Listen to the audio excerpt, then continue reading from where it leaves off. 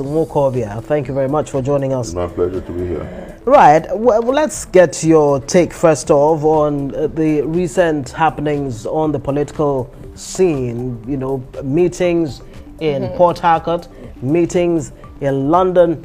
Of course, these meetings with your principal, Peter Obi, he's had a meeting with Wike, not the first, not even the second time. What exactly is this latest meeting about? What are your thoughts on it? Interestingly, let me say that Governor Wike has become a very strategic bride for two reasons. River State is one of the highest in terms of voter number. And then number two, which is very important for listeners to note, is that amongst the 36 governors, Wike stands out as one of those who have done or performed the best. So PDP will need him to add color and credibility to their campaign. APC will need him to add color and credibility to their campaign. But I think that there is a question mark on the conscience of Wike. Wike is bothered by the fact that rather than think of a new order, the PDP went the way of gerontocracy. And instead of perhaps palliating him by going with him as the vice presidential candidate of the PDP, they lost that opportunity. And so Wike is saying, I couldn't have done so well in River State and leave Nigeria to hazards and guesses and conjectures. I'd rather check the cards and make the best decisions.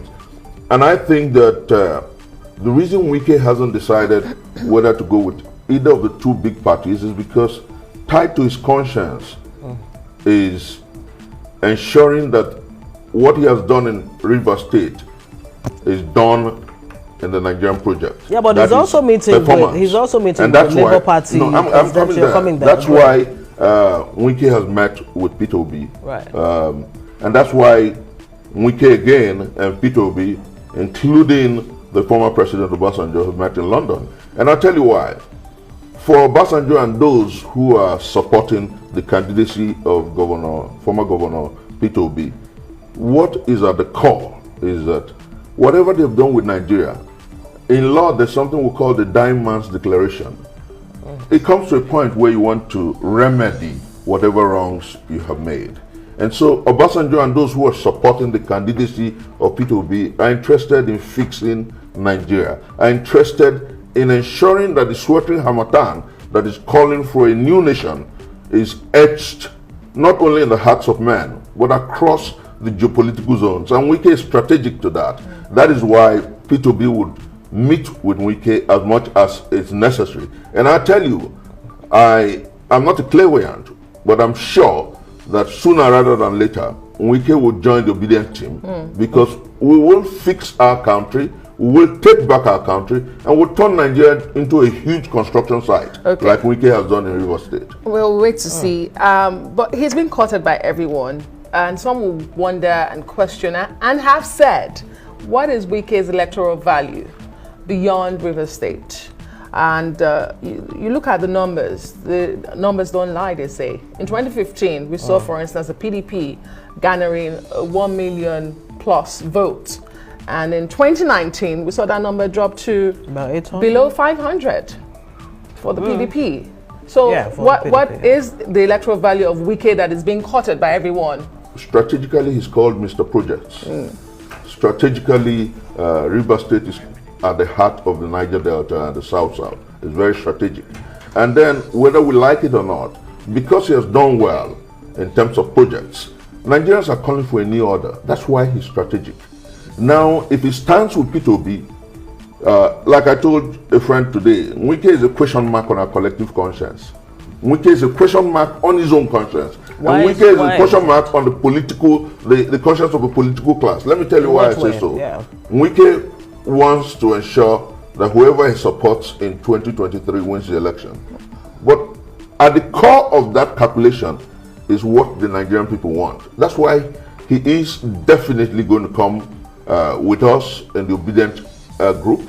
He's going to join the project Take Back Nigeria. He's going to join the project Rescue Nigeria, because Peter Obi is going to turn Nigeria into a huge construction site. What are the like they have done guarantees in for a Rivers man State. that is being courted by everyone, the beautiful strategic bridal, as you describe him? Yeah. What are the guarantees that he's going to be on the OBIdient team, like you say, and remain with the OBIdient team? He wants a new Nigeria. He's told you cry, that? he has said that several times. At the PDP primaries, he talked about the need for a new tendency in governance. Is that the guarantee you have? And we all want a new Nigeria, and that's a guarantee. It's about hope, it's about faith, it's about confidence in the tendencies and the expectations of the Nigerian people. I've told people that the reason the OBIdient movement is monstrous is because it is not necessarily about an individual, it's about zeitgeist, the spirit of the time. We must take back our country for good. And Wike has that tendency. He has done that in Rivers State, and Obi is not going to let him be. Obasanjo won't let him be. The OBIdient group won't let him be. He will come join us to fix our country. When you say because it's very strategic. take back our country, when you see the theater where all of this is playing out, it's still the same old order. We're still calling the same names that have been there since Nigeria gained independence. Really, how much has really changed? And take Nigeria exactly from who and hand over to who? A new tendency from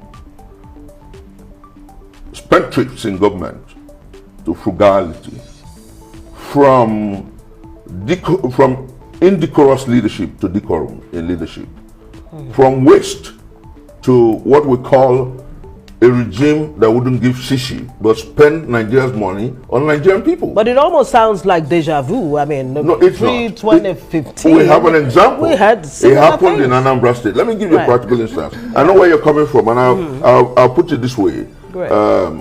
In 23 years, we've had two Siamese twins, if you like, the PDP and the APC. And that's why you would ask these questions. Now, between those two parties, you have 70 months of ASU strike. Between those two parties, you have comatose power supply. Between those two parties, you have economic somersaults and poverty. Now, Nigerians are saying, and that's why I said, it's a call for a new order, that after 23 years, we must take back our country for good. It's interesting because your principal has twice been a party member of one of those Siamese twins you talk about. Let me say clearly, he was a governor. When he was a governor for the 2 terms, he was an APGA governor. And then he had a small stint with the PDP like I had with the APC. And then it comes to a point where you say, never ever again. Like the popular cliche, enough is enough. And then when the PDP primary was heavily monetized, he said, no way. And some of us, when the APC primaries gave the ticket to, permit me to use the word, a gerontocrat, we said, no, the time for a new tendency in leadership is now. And that's the spirit of the time. That's Right. zeitgeist. And that's what Obi epitomizes.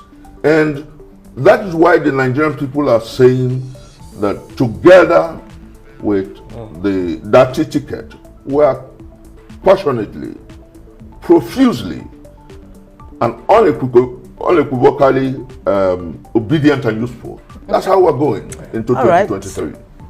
Thank you very much, Chris Nwokobia, Dr. Chris Nwokobia, for joining us on Newsnight tonight. Let's hope in time we will come up with that, politics of ideology, of real issues that can be long-lasting. That's where we are. Thank you.